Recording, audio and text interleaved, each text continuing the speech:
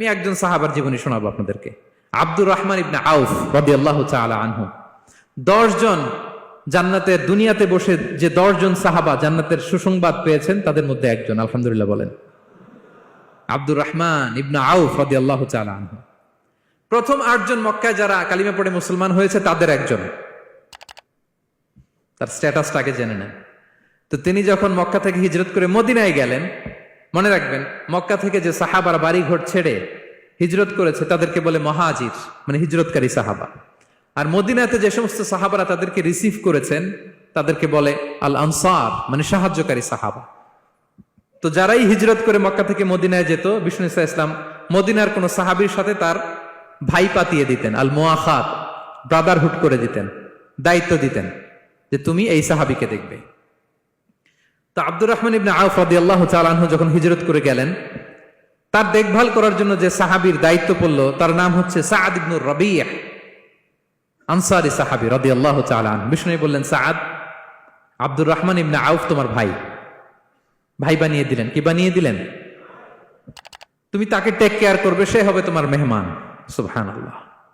সাআদ ইবনে রাবিয়া রাদিয়াল্লাহু তাআলা আনহু তিনি আব্দুর রহমান ইবনে আউফকে ডেকে নিয়ে গেলেন, ঘরে নিয়ে গেলেন মেহমানকে, এবং বললেন, ইয়া সাআদ ইন্নী আকসারুল আনসারি মালান।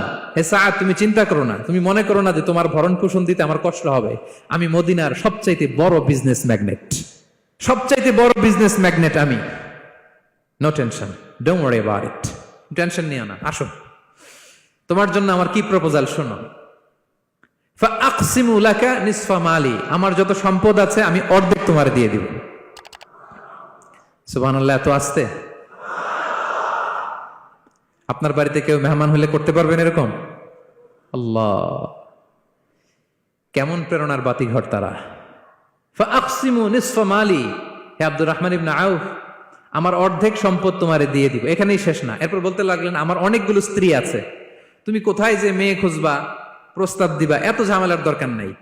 আমার কোন স্ত্রীকে তোমার ভালো লাগে বলো, তার যদি তোমাকে ভালো লাগে তাহলে প্রয়োজনে তাকে আমি ডিভোর্স দিয়ে দিব, তাকে নিয়ে তুমি সুখের সংসার করবা।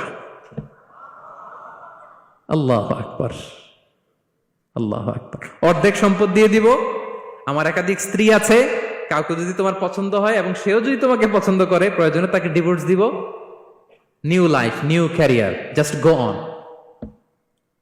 আমরা এই সুযোগ পেলে কি করতাম?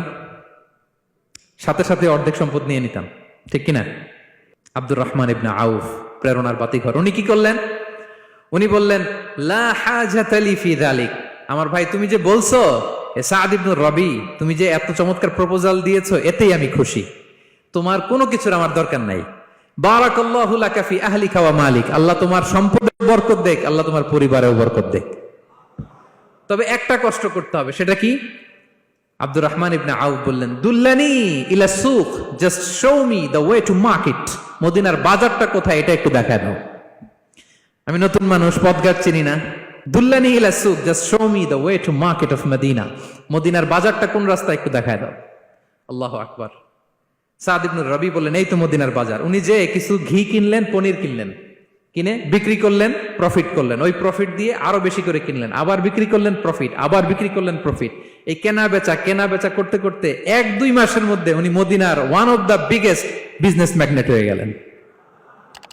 আল্লাহু আকবার। কি হাড় ভাঙ্গা পরিশ্রমই না তারা করেছেন।